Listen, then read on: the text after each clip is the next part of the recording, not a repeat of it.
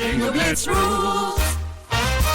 If your bingo has ads in it, that's not a bingo. if it doesn't have the coolest tournaments, mini games, and the most breathtaking design, nope, not a bingo. If your bingo moment makes you feel so excited that you just want to burst in joy and scream out loud, bingo! Sorry, so you're playing Bingo Blitz? Now that's a bingo. Go for a world of excitement with Bingo Blitz, the #1 free bingo game. Download Bingo Blitz and play for free. Now that's a bingo. Hi, I'm Laura Cathcart-Robbins, and I am the host and creator of the podcast, Only One in the Room. Every week, my co-host Scott Slaughter and I invite you to join us and lose yourself in someone's only one story. The Only One in the Room has a wide variety of guests, from prisoners to abuse survivors to swingers. With 21 seasons and counting, we guarantee that Only One in the Room will have a story that you'll connect with. This podcast is for anyone who has ever felt alone in a room full of people, which is to say that this podcast is for everyone. Let's hang out. Let's hang out. And let's talk about what lesbians have found. Let's hang out. And let's listen to two lesbians shout. Let's hang out. Let's hang out. Hi, everyone. Welcome back to Let's Hang Out. I'm Ellie Brigida. And I'm Leigh Holmes Foster, and here's what's happening this week. This week in the Lesdom. This Week in the Lesdom is a place where we can touch base each episode about things going on with the podcast or otherwise. We want to give you a reminder that our Trova trip is coming up in September. We have 13 people who have signed up and 5 spots left. You can sign up at bit.ly/lesdocroatia. The last day to sign up is July 23rd. We also want to remind everyone that in Season 6, we are now releasing bonus episodes for our Patreon supporters every month. You can get those at any level on our Patreon. Our last one came out on Loving Annabelle with our friend Abby Nissenbaum. You are not going to want to miss all of our thoughts about that movie. There were lots of them. And our next one coming out on May 22nd, our next Lestracurriculars episode is going to be on Ammonite, which we will also have many feelings about. So if you want to catch all of those, you can find them at bit.ly/lespatreon. We also did an interview with Hannah from Q Interviews that is up on her YouTube channel. You can check that out if you look up on YouTube, Q Interviews presents Les Hang Out. In the Greater Les universe, I'm going to tell you all about this, Ellie, because I know you have no idea what this bullet point is. So There's a book. It's called This Is How You Lose the Time War. It came out maybe three and a half years ago. Great book, very short. If you have not read it yet, it's fantastic. It is queer. Cool. Although it's like, yes, and also that's like so...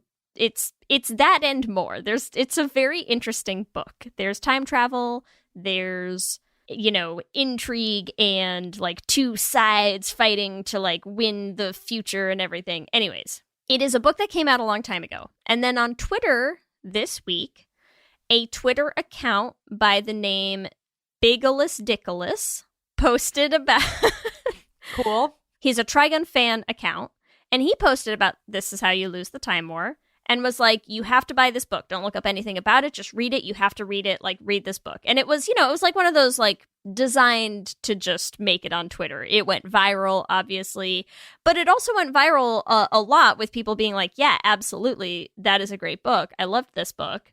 And This Is How You Lose the Time War started skyrocketing up the Amazon lists, right? To the point where last I saw it was at number 6 in books on Amazon. Like, just out of all books on Amazon, it is currently in the 6th spot. A book that came out like almost 4 years ago, right?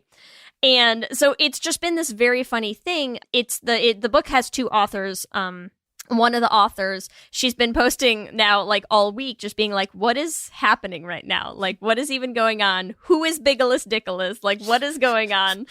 She's like, she posted this thing where she was like, one of the things that's really great is like everybody in the Simon & Schuster like marketing department now knows the name Bigalus Dickalus.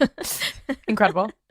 And she's been doing like a number of like interviews and stuff now, like talking about the book and also this whole situation evolving on Twitter. So it's just been a very fun week. It's like one of those weeks where you're like, oh, remember when Twitter wasn't just a cesspool that's like trying to bring Tucker Carlson back, but like it's you know, it's like bringing back the good memories of Twitter. And so it's just been a blast, but also a good reminder that if you haven't read This Is How You Lose the Time War, it is very queer and very good, and very short, and you should read it and enjoy it and just live this moment in time with all of us. That's all. Love it. Also, Leigh, did you see this other tidbit of news that Diana Agron has been, quote unquote, setting the rumors straight about her and Taylor Swift? And there's no way. I'm sorry, ma'am. You can never set those rumors straight. Yeah, I'm like, it's so, the most hilarious thing to me is it's so inconclusive.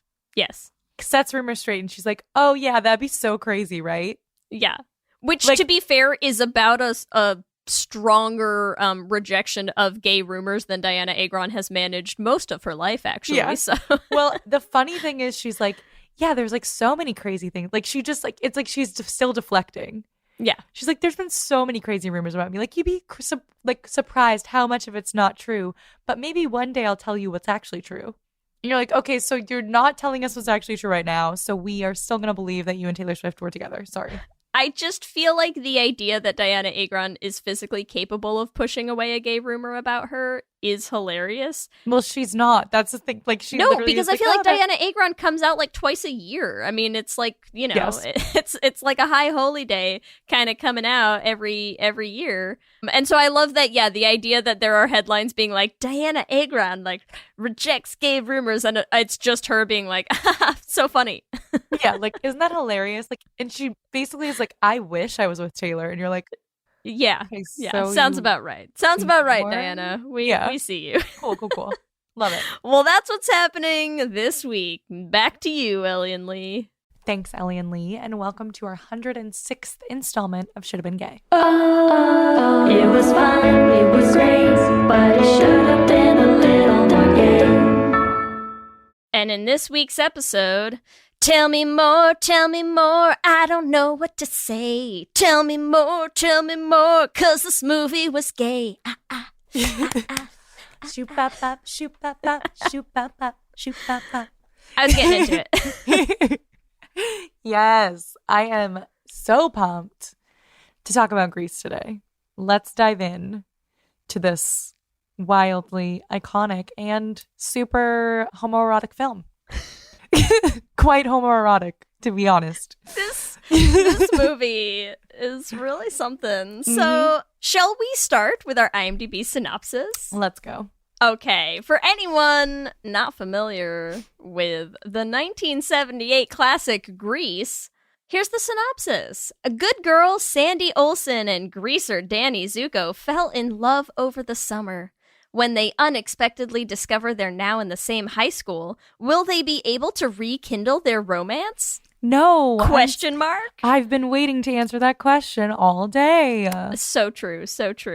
Will they or won't they? I am dying to know your gay synopsis for this movie, Ellie. Okay, so here's my gay synopsis. The T-birds are T-boning each other. Off to a great start. Yep. And the pink ladies are doing a lot more than singing at their sleepovers. That is my should have been gay synopsis. That's all I'm going to say.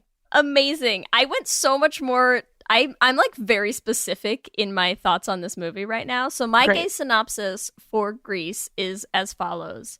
Danny Zuko really embodies all of gay culture by being both a useless lesbian when it comes to talking to girls and a little fruity boy when it comes to playing sports. Yeah, I mean, Danny has some real queer tendencies. My other potential gay synopsis for this, which like we can talk about as we say like why this movie should have been gay, was to make Danny a lesbian, and then whole storyline of like him being like, oh shit, this girl's here, is like, I'm not out to all my friends, and this girl I'm madly in love with came to my high school, so like I have to pretend I don't even know her. And Sandy's that's cool, like, baby. That's cool. Yeah. And Sandy's like, but we were in love, Danielle. And Danielle's like, I don't know you, but meet me behind the bleachers later. I mean, listen. There are a whole lot of things about Danny Zuko that just scream gay culture to me. Danny Zuko is for the gays, is all. That's all I'm gonna say. Well, we'll get into it when we say which character should have been gay. Yes. But yes, I mean, I think it's also just the fact that freaking that John Travolta like is quote unquote straight, but like John Travolta. I'm just gonna say that. John Travolta is John Travolta. John Travolta played Edna Turnblatt. Yeah. Like, John Travolta is camp, is queer, camp. is... And that's... But, like, that's... moving his hips, like, swinging... It is so much. Yeah. It is so much. Mm-hmm. Him in this movie is, like, just... it's a lot. Just tilting it's the wrist, you know? Lots of wrists here. Listen, he's got a comb his hair. There's a lot of wrist action involved in that, Ellie, okay? Mm-hmm. In love with his best friends, you know, like just like normal straight things. Just sure. You know? Yeah, straight stuff. So, Leigh, what was your experience with the film Grease? Okay, my experience with Grease is I have watched Grease any number of times over the course of my life. I could not tell you when the last time I watched it was. Like, it literally could have been since college, the last time I've seen this movie, actually.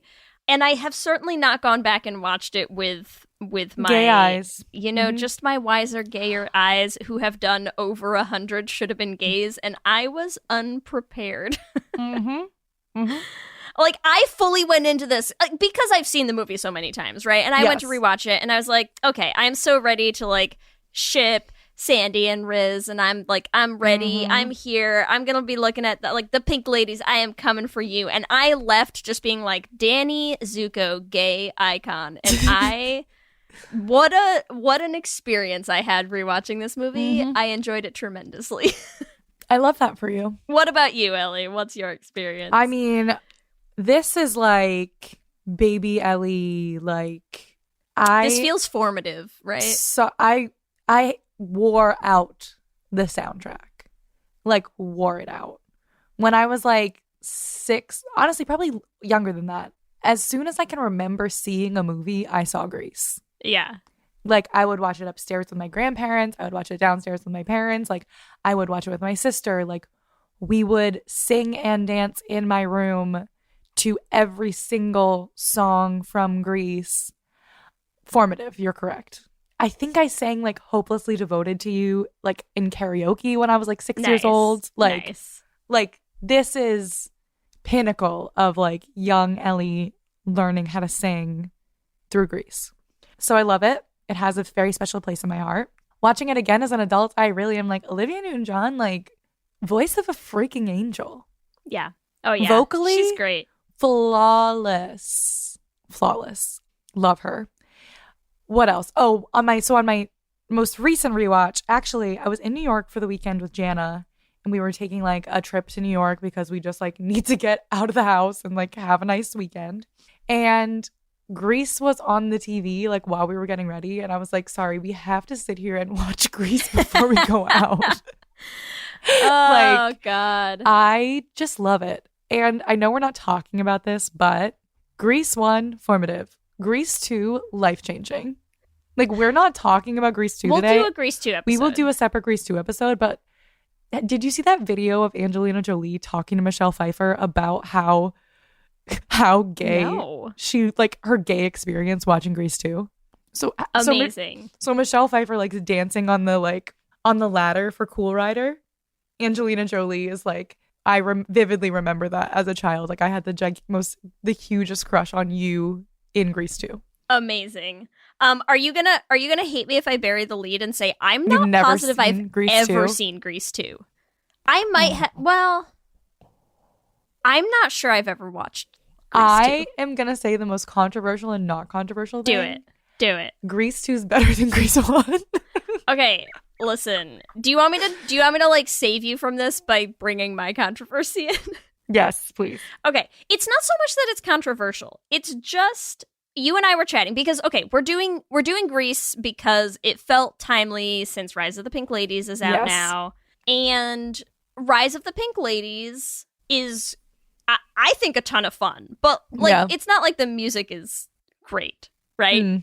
And here's my favorite thing about Rise of the Pink Ladies, actually, is I watched an episode and I was like, okay, it's okay. Yes. The music's fine. There's nothing like that has blown me away yet, musically, in it. But what I think is very funny is when you look up the reviews of Rise of the Pink Ladies, it gets panned. Like, people are trashing this show. And I don't think it has earned that. For a couple of reasons. One, a number of them obviously are just like, it's so woke.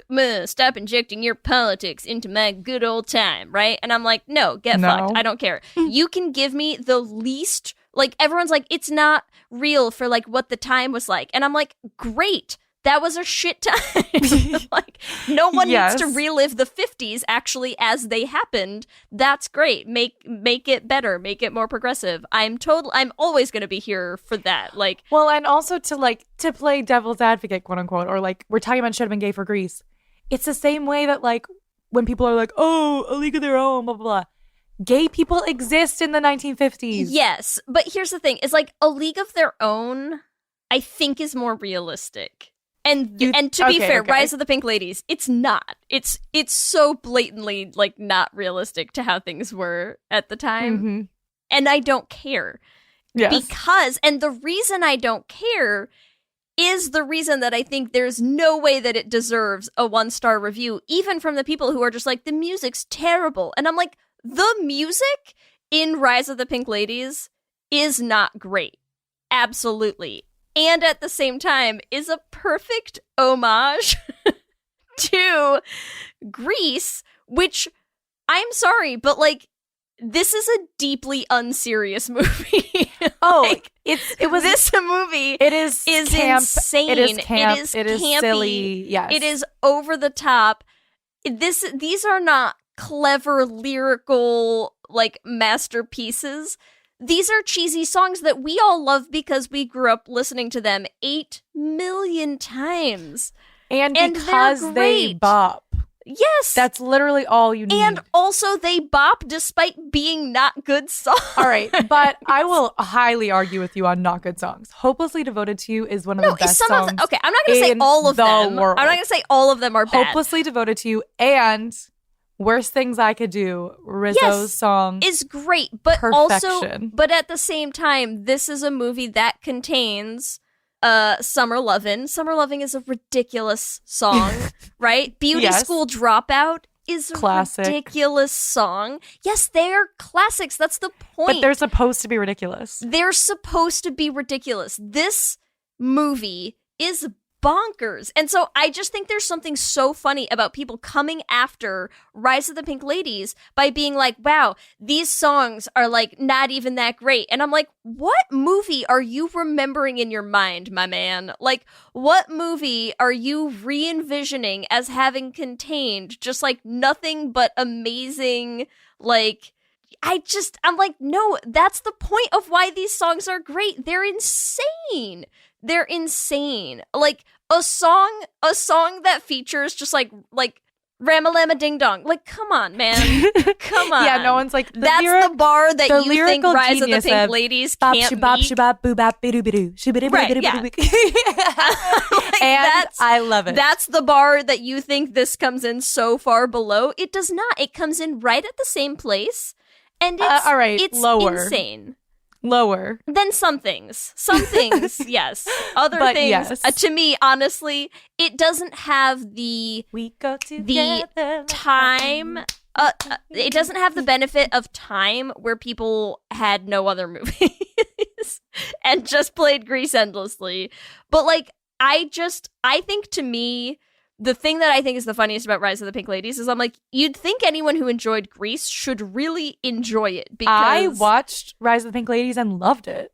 It's fun. I thought it was great. It's fun. Like, I thought it I agree. It encapsulated the, like, silliness, but also like added in some more. I freaking love the wokeness. Give me the wokeness. Give me and when you really think about it, Grease itself, Rizzo's character is a feminist icon. Yeah.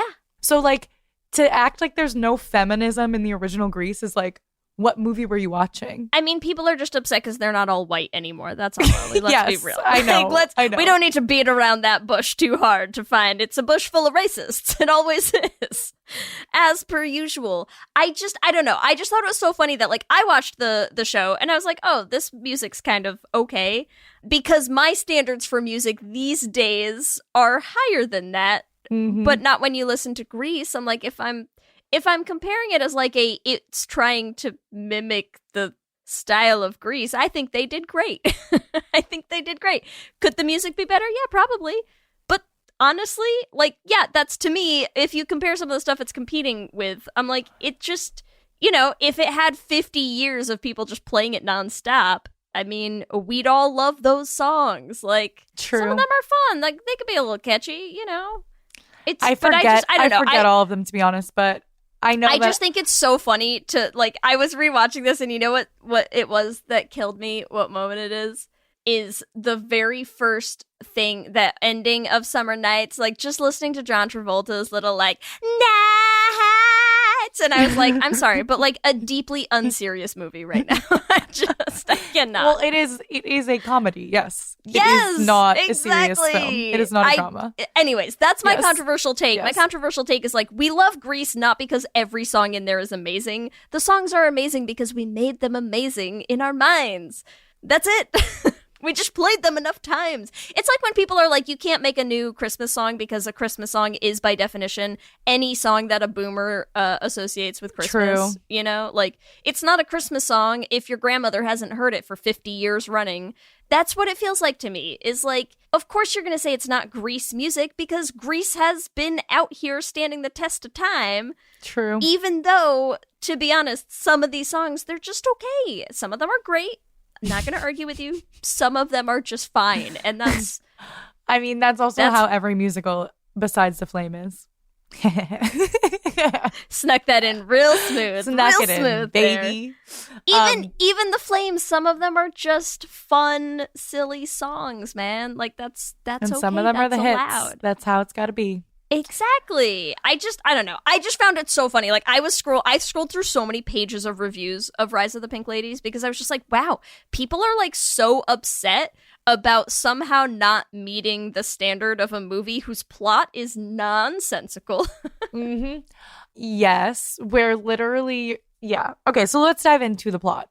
Okay. Grease. Okay.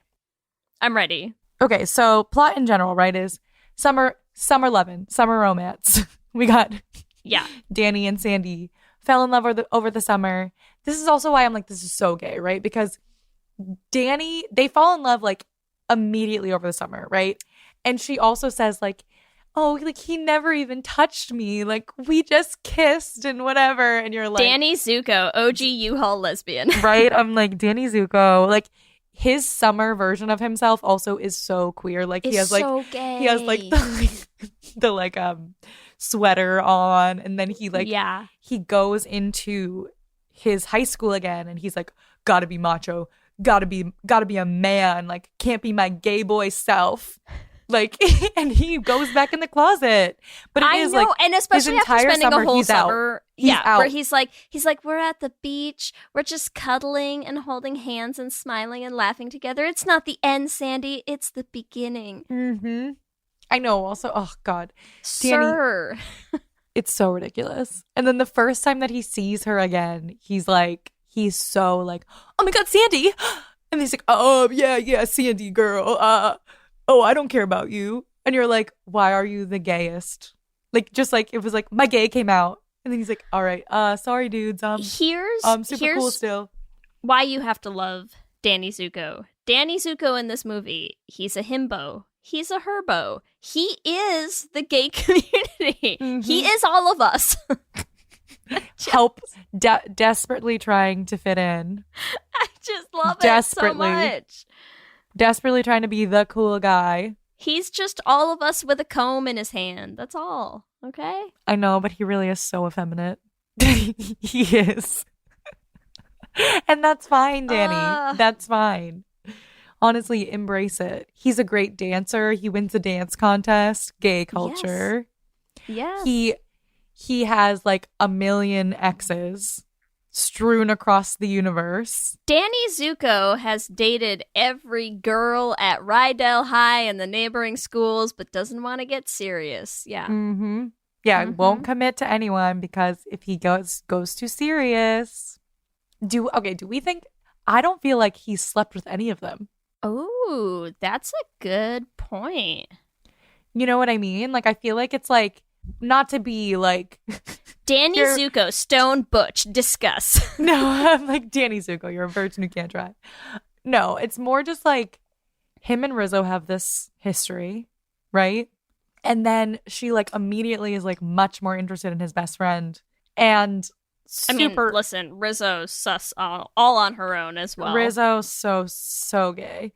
Yeah, I feel like from like a past Ellie perspective, I'm like, I always was like, Rizzo's gay.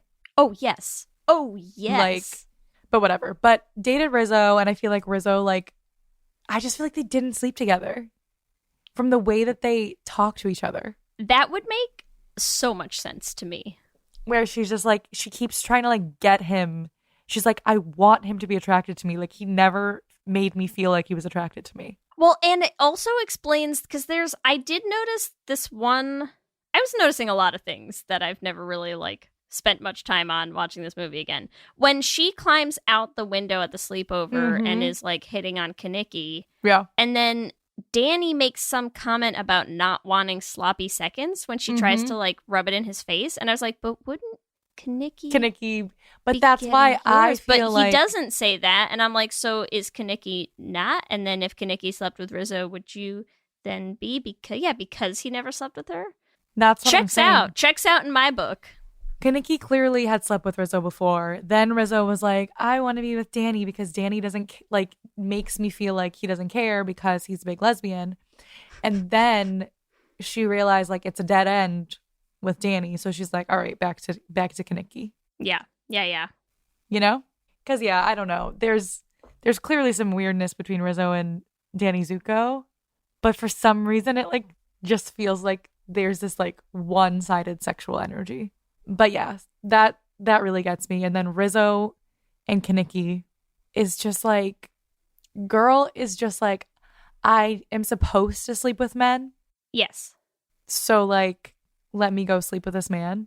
Yeah. But I never felt like she's like into him. Even the scene in the car with Kaneki, right? Where it's like I feel like they're trying to present it as like, oh, he doesn't have a condom, and she's like, oh my god, whatever, like, we'll have sex without a condom, like that's how desperately I need to have sex with Kaneki. But I'm like, they stop making out while he's getting that condom out, and she's just like, you know, cleaning up a little bit. She's like, let me just, okay, you're like slobbering all over me, I'm not that into it, I guess I'll have to wait here while you like get a condom out. And then he's like, oh no, it broke. And she's like, okay, well, I mean, whatever. Like, I came here to fuck a dude. I'm gonna fuck a dude because, like, that's what I'm supposed to do. Exactly. Like, she's like, all the girls think I'm doing this, so, like, I gotta follow through. But, like, none of it reads as, like, you know, she doesn't say it in that way where she's like, I mean, I don't care. Like,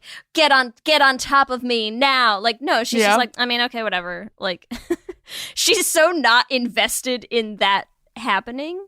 It's also just like the way she is, I think, as queer women, that I just, when I watch her, I'm like, you are not convincing with men. No, and because think about it. So she doesn't actually hook up with Kaneki, does she? I mean, they get interrupted and they both look very clothed. She gets pregnant, remember? No, but like, that's what I'm saying. Oh, she says like, it was a false alarm. Yes, it was a false alarm. And so here's what I think. I think gay genius Rizzo is like, okay, I'm just gonna go and like fuck Kaneki. Oh no, somebody drove into his car. God, maybe I'll fuck that dude. He seems like the alpha manly man that people would buy that I'm straight for. So then she goes, you never see her sleep with him either, or even hear a whisper that she did. The only thing that creates that idea in your head is that she tells Kaneki that if she was pregnant, it's not his, right? It's like someone else's. So I think that she's like, I'll fuck this guy. That didn't work out. I'll fuck this guy. I'm obviously not going to fuck that guy. Okay, I'll just tell people I'm pregnant. And then everyone will have to believe that I'm straight. And then everyone will think that I had sex, but like it was a false alarm, but everyone now believes that I have slept with a man. I feel like the men in this are so dumb that like Kaneki would not even realize like that he didn't have sex with her. The activities that they did were not sex. Yes. That's so valid. That is my new headcanon of this movie, is like Rizzo has created like a foolproof straight alibi. She's like, here's the ultimate beard is I have slept with no men. I have created the impression that I did and made people believe a fake pregnancy scare. And now my heterosexuality alibi is airtight. I love that for Rizzo. She's got a very, very hetero alibi, but who do we think she's in love with? For real. Marty. Yes. Obviously. I mean, not Frenchie. I'm just saying. No, I think her and Marty are a better match. I think her and Marty are a better match. I can see some sparks flying with Sandy that we could talk about, but I don't know. There's a vibe with her and Marty, like, through this whole movie, man. She and Frenchie read as really good friends to me, right? Because also when you think of Marty, she has a million boyfriends, but she's never met any of them.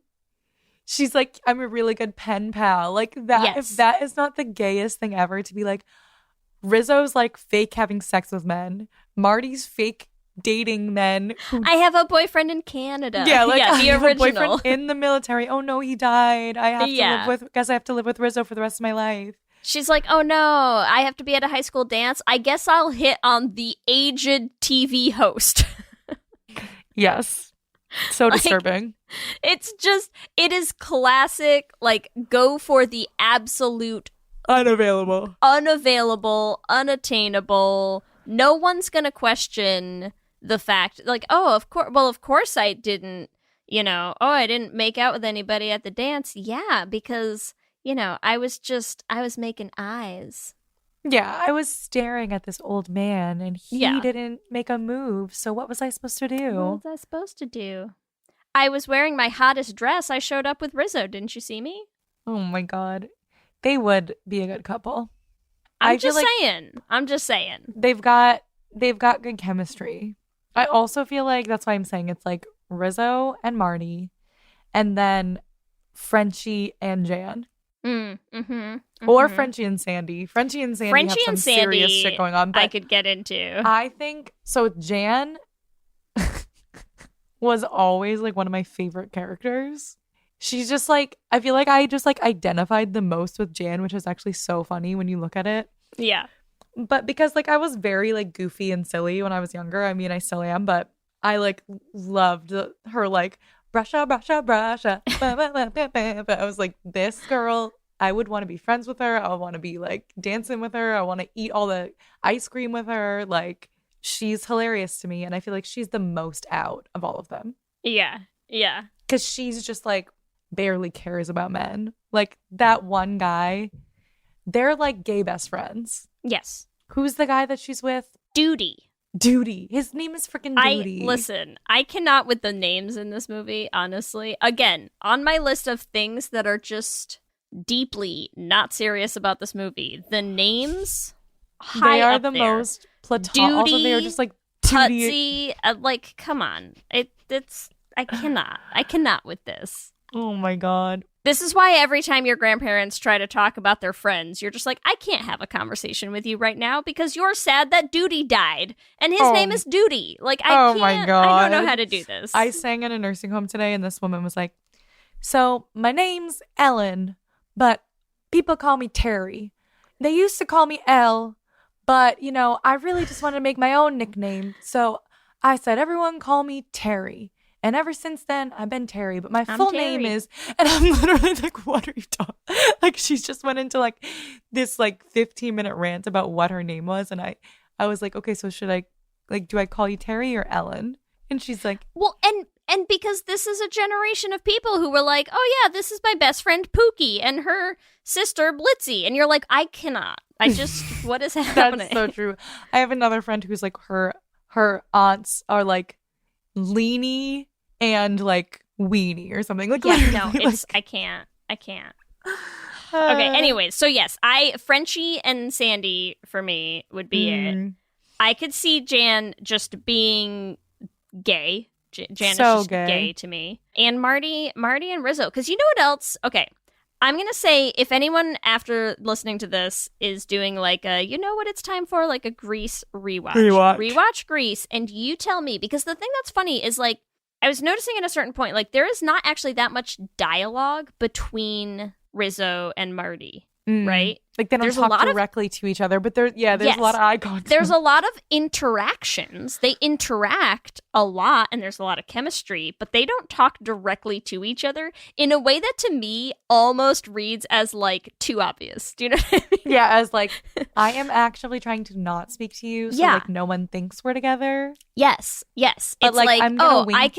I can touch all my other girlfriends, but like not you. That would be everyone would know. And so instead it just like reads too obviously as like you're trying so hard not to look like you're together that you're so clearly together. That's what their whole vibe Dynamic to me is. in this movie is like they're trying too hard. That's all I think. To not be gay together. That makes you sense. watch this and you tell me those two are not secretly hooking up every night. Lies. I see it. Yeah. I see it. I always get so confused by like, so Sandy's like, I'm going back to Australia. And then she doesn't. There's no plot, Ellie. There's no logical plot. Do we figure, like, is she staying with Frenchie? Like, it seems like she's like an exchange student staying with Frenchie's family. I could not tell you the answer to that question. There is no answer. The answer does not exist. Okay? Because here's the other thing I love. You're going to look it up. Here's the other thing I love about Grease. This movie somehow, in the same way, okay, I'm sorry. Here's what I'm about to do. I think that Grease, let's dig into the queer layers of Grease.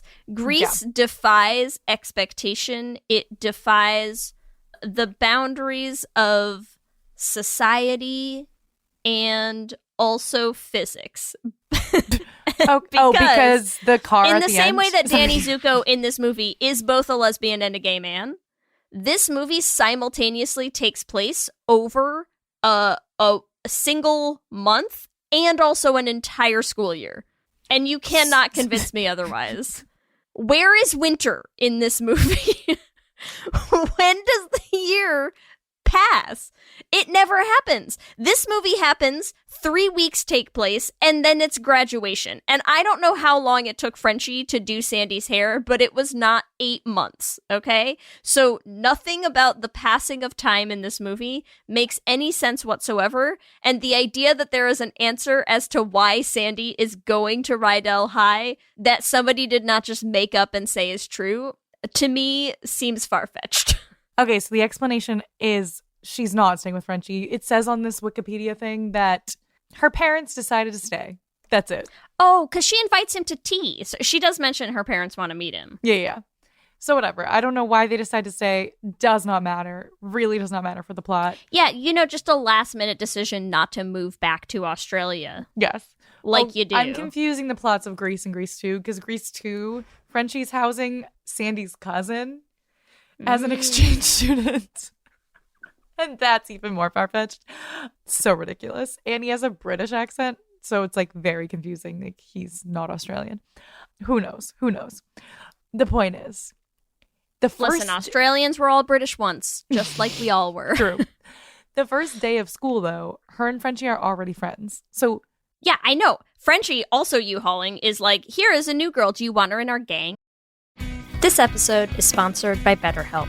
And as we head into Thanksgiving time, I want to start by thanking my wife, Kelsey, who has not only listened to just about every episode of this podcast for 8 seasons now, but who also is the only reason I'm able to make time to record it every week. She takes the kids, gets them dinner, and gets them ready for bed, just so that Ellie and I can come on and yell about gay things into each other's faces for an hour. So here's a reminder to send some thanks to the people you're grateful for in your life, including yourself. I've been in therapy for a long time now, and one thing that's so important about therapy is how it teaches you to be more intentional.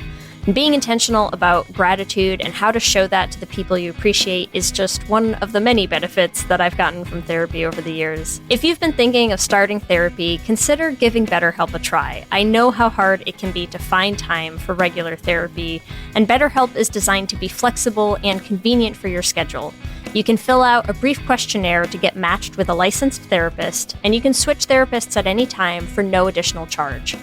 If you want to start being more intentional about gratitude in your life, visit betterhelp.com/letshangout today to get 10% off your first month.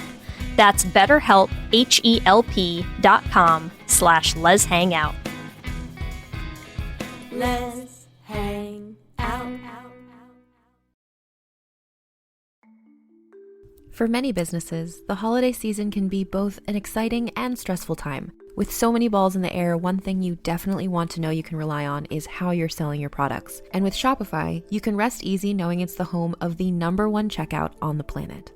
Nobody does selling better than Shopify. And when it comes to successful brands like Aloe, Allbirds, or Skims, an often overlooked secret is all the things that go on behind the scenes that make selling, and for shoppers, buying, simple. For millions of businesses, if you take a peek behind that curtain, you'll see that Shopify is what makes it all possible. Shop Pay boosts conversions up to 50%, so that's more happy customers and way more sales going.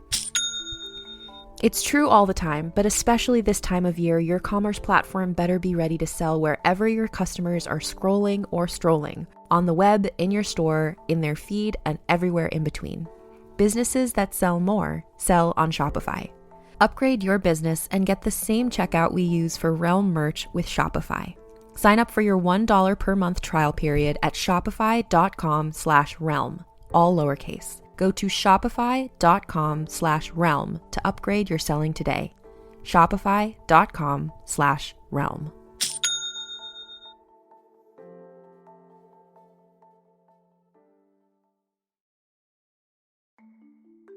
For many businesses, the holiday season can be both an exciting and stressful time. With so many balls in the air, one thing you definitely want to know you can rely on is how you're selling your products. And with Shopify, you can rest easy knowing it's the home of the #1 checkout on the planet.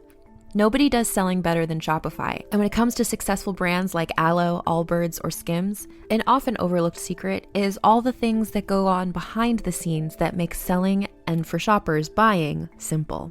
For millions of businesses, if you take a peek behind that curtain, you'll see that Shopify is what makes it all possible. Shop Pay boosts conversions up to 50%, so that's more happy customers and way more sales going.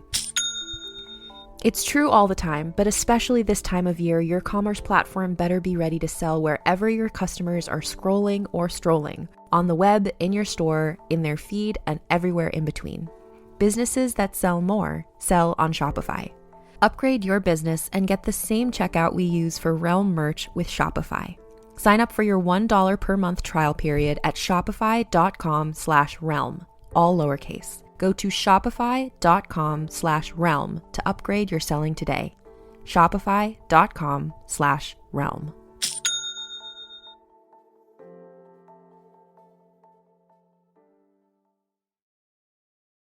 What's up, everyone? It's Noah Daniels.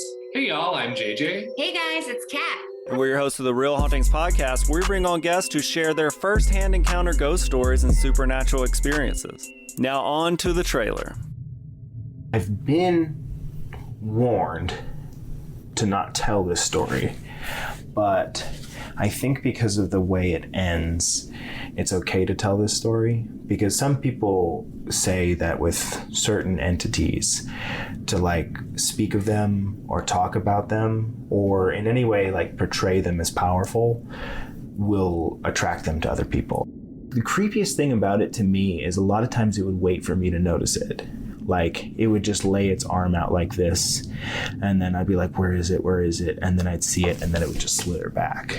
For more information on the Real Hauntings, Real Ghost Stories podcast, make sure you check out real.fm to learn more about our podcast and many other amazing podcasts. Let's put her in the gang. I think she could fit in with us. And I'm like, this is gays clocking each other is what's happening right now. This is gay magnetism. Grease is nothing but gay magnetism with a soundtrack, okay? Yes. Also, I know we're not talking about Rise of the Pink Ladies, but I love the fact that there is a TV show about the starting of this girl gang, because like the Pink Ladies as a girl gang is like gay culture. Yeah. Just the fact that it's like, that's why I'm like the T-Birds and the Pink Ladies, right? They're like, we only hang out with women, and the T-Birds are like, we only hang out with men, and like like, you know what I mean? Like it's like so like specifically stratified by gender, to the point where you're like, why do you really love hanging out with all these women so much? Why did you decide like, oh hey, like it's the same way that like Mean Girls is gay. Yes. Where it's like, Regina, you really want to surround yourself with all these women, and Frenchie's like, more gay girls, let's party. Come to a sleepover as initiation.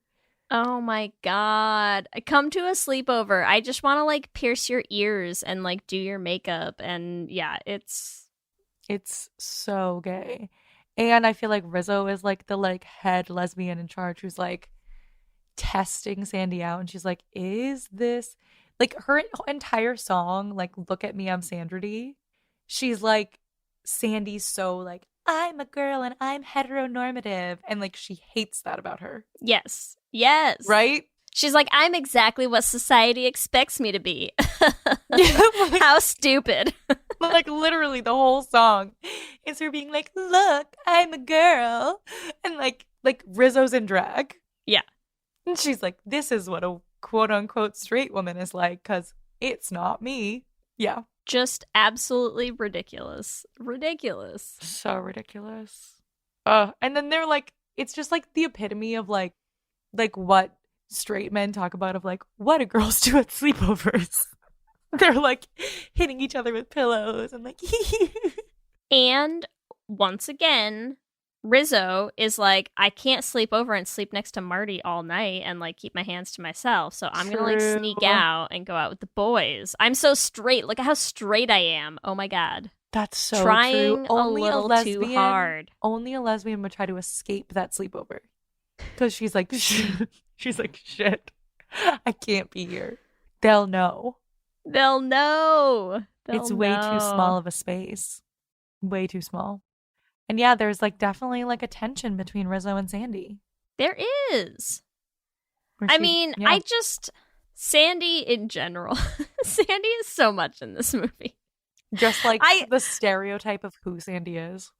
Just all of them. Because, look, again, there's just something so funny to me about a movie where, like, the central romance of it somehow ends with, like, we've both tried so hard to be the opposite of ourselves for the other one that we've, like, both switched. And it's just very silly. I don't know. There's just something about it that's so funny that, like, Sandy spends this whole movie, which, again, ostensibly is a full year of time dating Danny, where he's like, I'm taking you to a dance. I'm joining the track team for you. I'm doing this. I'm taking you to the drive-in. Will you wear my ring, Sandy? And just tripping over himself to U-Haul with her. And then at the end, she's like, he drove a car and I must now change everything about myself to be happy. And I'm like, I don't get it. I don't understand what's happening right now. I don't know if it's to be happy. I think it's to satisfy the moviegoers to be able to see Olivia Newton-John in that outfit. I mean, and we were. We all were. That And we all always will be. That's the whole ending scene is so like not like it feels so separate. It makes no sense from the rest of the film. 0 sense. Right? You're like, she's like, I'm gonna be a bad girl now, and then she is, and now they fly away in a car. Like, it's just, where did she learn to smoke? How long have you been practicing, Sandy? There's just so many unanswered questions, you know? It's a whole lot. It's a whole lot. It's a whole lot. Okay, wait. I feel like I know. Well, we can keep talking about Sandy. I just want to make sure that we have enough time to do a deep lyrical analysis of There Are Worse Things I Could Do. So you tell me because I can keep talking about Sandy a bit too. Yeah, I mean, let's finish with Sandy and then we'll do Worst Things I Can Do. So, number one, Sandy, also a virgin, like, same thing, like, baby gay, who's like, the first woman I ever fell in love with. Like, I need to make it work with this person, even though, like, we're clearly, things are not working out here, and I'm going to force myself to be whatever this person wants me to be. Not right. And in the meantime, I will date the dumbest brick at school. Yeah, it sounds about right. I will date the most obvious man also. Yes. And then, too, like, I just feel like girls in love with Frenchie. That's it. Those are my Sandy points. That's my... I don't have anything else on Sandy. I also just feel like Sandy and Danny together, they're just still very gay to me. It's a gay relationship. Yes, because, like, they're both, like, madly in love with each other and also, like, so not. Yeah. You know, it's like they're obsessed with each other, but they're obsessed with, like, the idea of each other. And it also gives very similar vibes to, like, every story where one person is like, you know, like... Sorry. Did you see the last round of no context spoiler images that CB did on our Twitter? No. So they made an image where it just says like it all leads back to Stepprel, and I was like, gonna make this my new personality. So here we go. So leading back to Stepprel. So I just need I'm gonna find a way to work Sterling and April or Teenage Bounty Hunters in some way into like every episode this season. Try me, okay? So I just think anytime that you have a relationship like Sterling and April where someone is like, we should come out, like I'm not ready to come out, that just this is the blueprint, right? Mm-hmm. It's like, I know who you are. You're a U-Haul lesbian. And Danny's like, no, I'm a cool dude. Look at my comb. Look at my cool dude comb. Here I am combing my dude hair. I have a leather jacket. I have a jacket and tight pants, and I dance really well, and I'm just a big man dude, okay? And then she's like, no, you're not. You want to process your feelings, and you want to be a lesbian with me. And he's like, yeah, I do. Yep. That's all. It's valid. It's just gay. I'm just saying that same feeling of like, you can be the real you at school, and like, no, I can't. That's a gay story. It's so, I mean, that's what I'm saying. Like, it is Danny's coming out story. It is. He's like hiding in this whole relationship and yeah. Also, what do we think of Stranded at the Drive-In? Gay song? Okay, do you know what moment? Okay, I know I already made fun of John Travolta's Nights. Do you know what other moment I cannot? I want to screenshot it and like just frame it and put it on my wall because I think it is the best single. No. No, I mean, that's also great.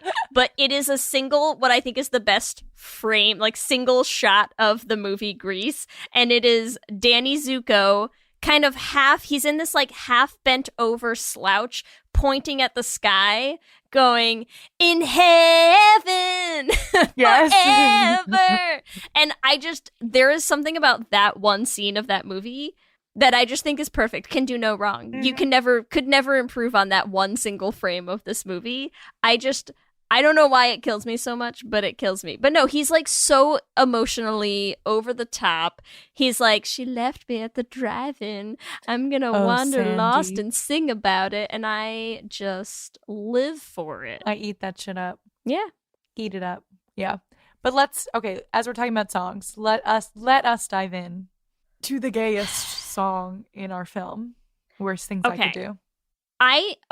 Here's what I want to do. I think there's something really, really important about the song There Are Worse Things I Could Do from a queer perspective, okay? So let's take Rizzo, a gay character.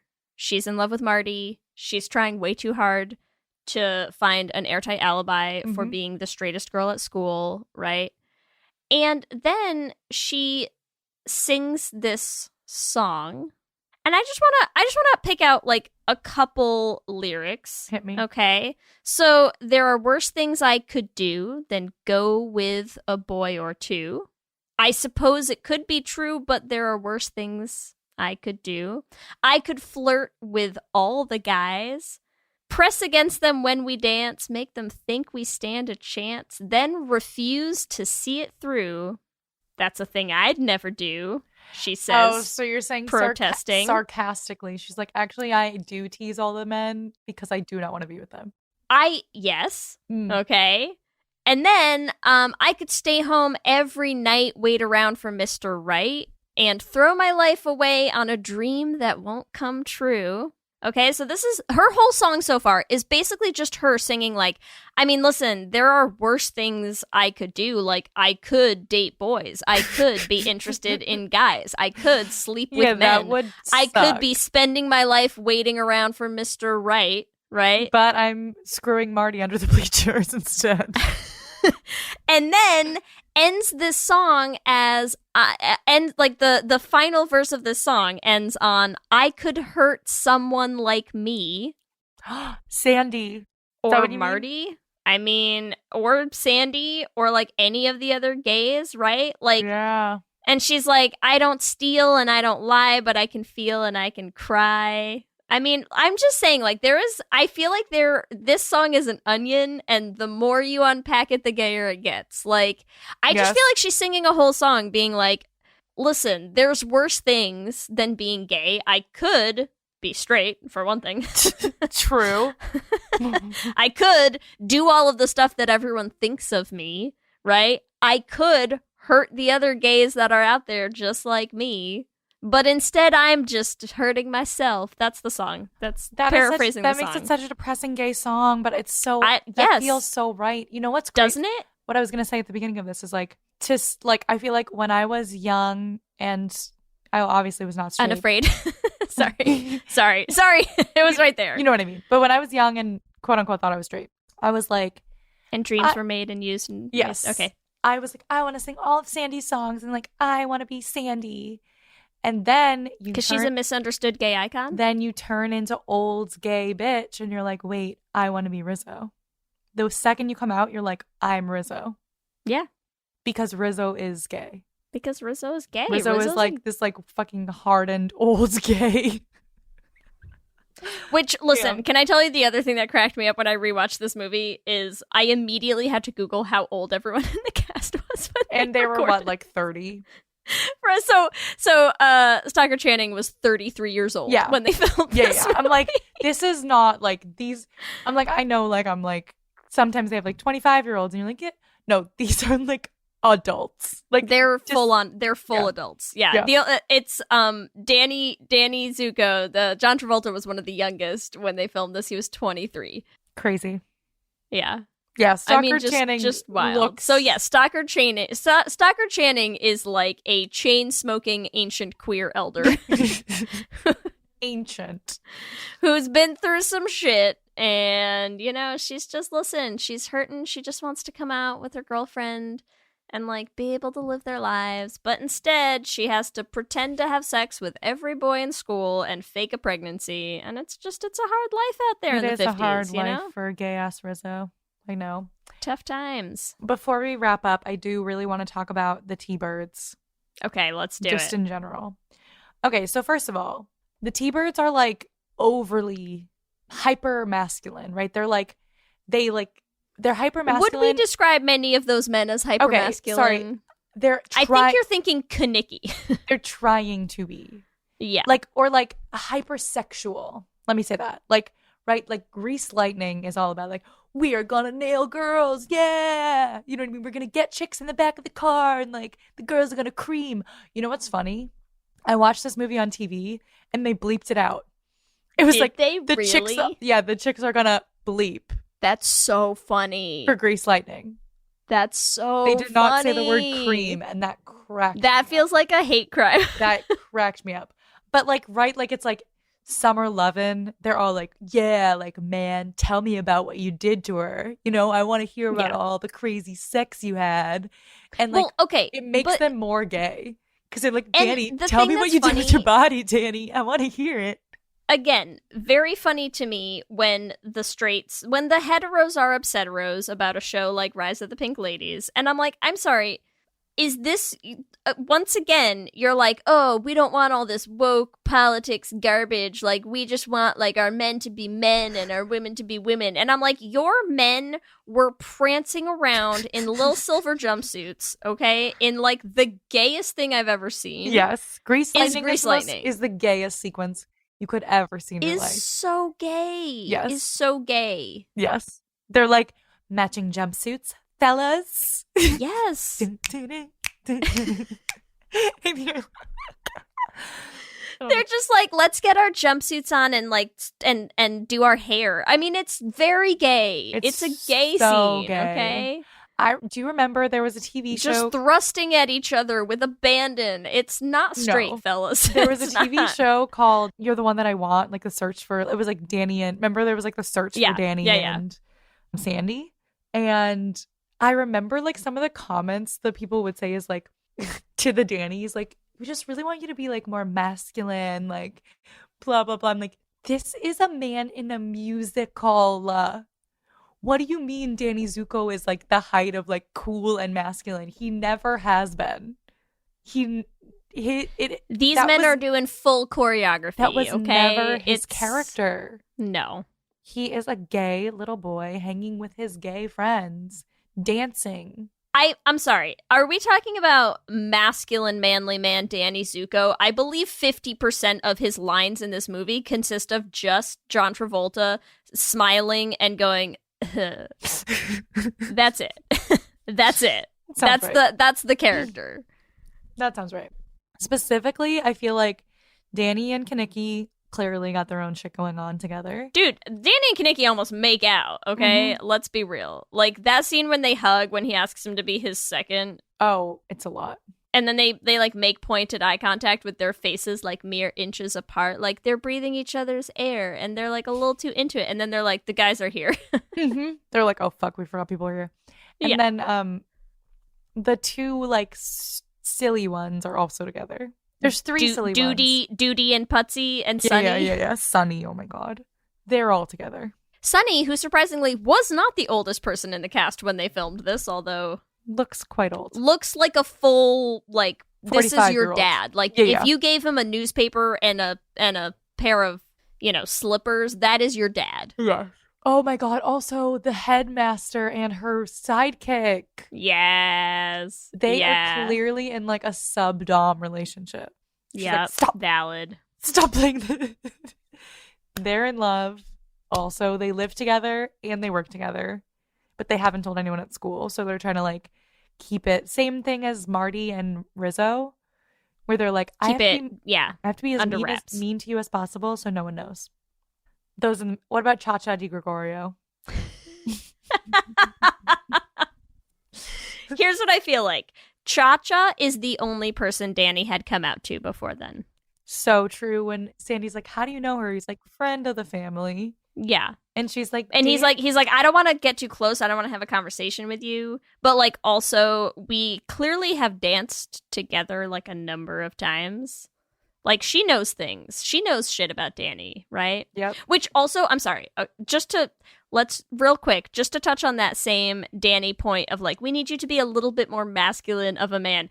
Danny Zuko, the man who famously is, like, incapable of not dancing in a dance competition when his date gets, like, carried off in another man's arms in front of his eyes. And he's like, but the music is still playing. I have to chassé over here.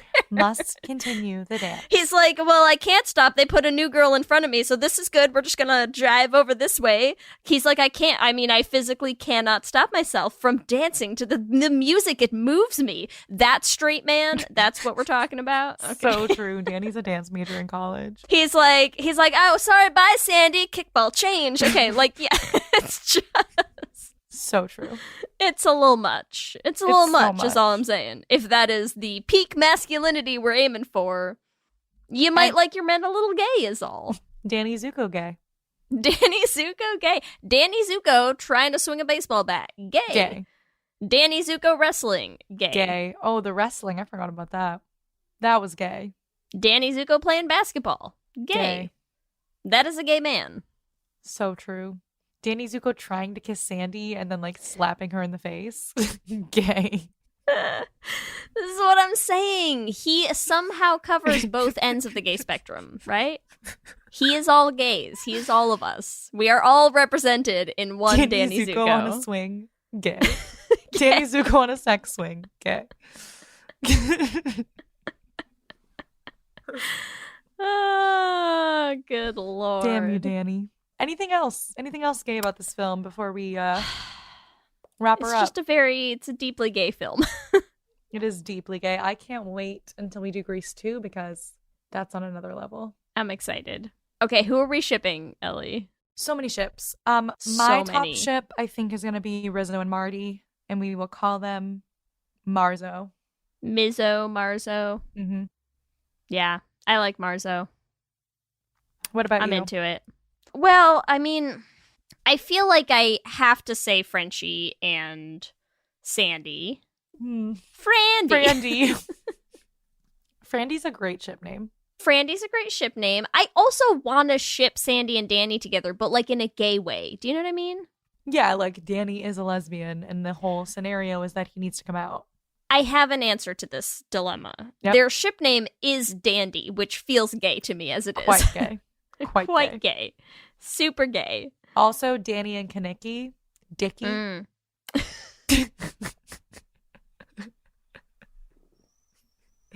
That's it. That one really did it for me. There it is. So can we just say Grease should have been gay? So gay. All right, you ready for our Q and gay? I am so ready. Hit me. Q and gay. Question number 1: who's the gayest pink lady? A. Sandy, B. Rizzo, C. Marty, or D. Frenchie? I mean, I gotta go with my girl Rizzo. Riz. She sang us a whole song about it, so. You need, I know you can't, but you could. You really need to write a gay version of that song and have me sing it. Okay, I'll work on it. I'll add it to my list, my backlog. I just want to sing it. Question 2, Ellie. Who's the gayest T-Bird out of A. Danny, B. Kaneki, C. Duty, or D. Putsy? It's Danny. That man There's is one right gay. answer here. So gay. It is gay icon Danny Zuko. Gay icon Danny Zuko. The track shorts. Gay. Question number 3. Where would we find you at Rydell High? A. Shop class, B. The bleachers, C. The track, or D. The principal's office? Tough call. You know, I feel like I have to say the track, I guess. Sports gay? I mean, I did get a lot of varsity letters in cross country and track. Which, to be clear, is more because very few people at my school wanted to run than because I am a fantastic runner. But I did leave high school with 7 varsity letters between cross country and track. So nice brag. I feel like I would be lying if I said anything else. I wouldn't be any of those things. Maybe the bleachers, but not really. I mean, I was trying to stay, in the spirit Stay of right, it. yeah. We know where we would find you, Ellie. They had a stage somewhere at Rydell, we know. Rydell High, beat the Cavaliers. I would. Question 4, Ellie. What's the worst thing you could do? Out of A, go with a boy or two. B, flirt with all the guys. C, stay home every night. Or D, hurt someone like me. Is this question like what's the worst thing like that would kill me personally? You can interpret this question because I feel like for me the worst thing I could do is stay home every night. I can't do it. I have not done it for 372 days straight. There you so go. I can't stay home every night. All right, question number 5. Which is the gayest Danny Zuko moment? A. Summer nights. Baseball. B. Baseball. C. Dance contest. Or Oh Sandy. God, they're all so gay. It was so hard to make this list because there were so many moments I wanted to choose from. I'm going to go with Oh Sandy. That moment is so weird and cool. That is a gay simp for Sandy. Danny Zuko is. So. Love it. What an episode. What a gay ass musical. What a gay movie. Remember, you can also give us your own answers to our Q and Gay questions on our Twitter. Let me hear you say, hip, hip, hip, hip, hip, we're gay. We love hearing from all of you, and we love continuing to build this community. So we just want to shout out some of our favorite things every episode. And this week, we want to shout out Jennifer, who reached out to us on Instagram to say that our podcast has been their favorite thing for the last few weeks. And listen, that's just... I love new people finding the show is all. It just makes me happy. Thanks, Jennifer. I know. We're not going anywhere, Jennifer, so, don't catch up. catch up, and we're gonna have some good times. We're gonna have some good times, all of us. That's all. As always, we want to thank our Lesbian Jesus patrons, Mark Foster, Tanya Ferguson, Alana Rosen, Lizette Stye, Edie Benitez, Fiona W., and Sophia Phillips. And our King Princess patrons, Amy and Ellen, Leah Henley, Andrea Doucette, and Julia Gonzalez. Thank you all so much. We could not continue to make the show without you. Remember, you can also find us on all the social medias. We are on Instagram, Facebook, Twitter, and TikTok at Let's Hang Out Pod. You can email us at letshangoutpod@gmail.com. You can check out our website at letshangoutpod.com. Whatever app you use for podcasts, make sure you subscribe so you'll be the first to know when new episodes drop. We also have videos going up on our YouTube channel. You can subscribe at youtube.com/letshangoutpod to catch those. Let's Hang Out is an independently produced show hosted by us with audio production by me. Our production assistant is Kristen Murison, and Twitter shenanigans by Leigh Holmes Foster. If you want to help support the podcast, the first thing you can do is leave us a rating and a review on whatever app you use to listen to podcasts. A, we like reading the reviews, and B, it helps new people find the show. If you want to support us on Patreon and join our exclusive community where you get free bonus episodes every month and access to our Patreon-only Discord chat, you can join at bit.ly/lespatreon at any level to get access to all of our perks. If you want to buy some Let's Hang Out merch, there is no better time to gear up for Pride than right now, especially because today is the last day of a sale at our TeePublic, so you can get all of our designs on sale through today, and we have another one coming up later in the month if you missed this one. So keep an eye out. We'll be posting about them on our socials. You can find all of our designs on all sorts of things like t-shirts and tank tops and tote bags, and you can find those at bit.ly/lesshop. And remember, we have a queer production company making queer podcast musicals with guaranteed happy endings.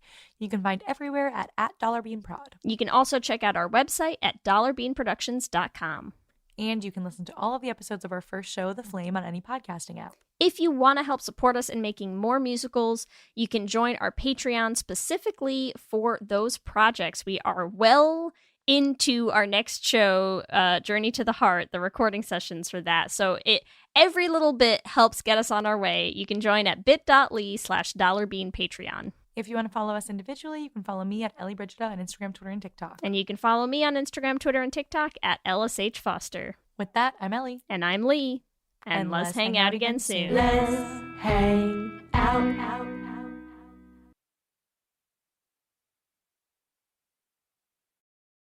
Ladies and gentlemen. What are you doing? What do you mean? Just keep it simple. I'm making the promo. Just keep it simple. Just say, hey, we're the Brav Bros. Two guys that talk about Bravo. Ladies and gentlemen, boys and girls, we're the Brav Bros. No. Oh. Dude, stop with the voice. Just keep it simple. I've seen promos on TV, dude. This is how you get the fans engaged. This is how you get listeners. We're trying to get listeners here. If we just say, oh, we're two dudes that talk about Bravo, people are going to get tired of it already. We need some oomph. All right, then fine. Let's try to do it with your voice. Brav Bros. Good job.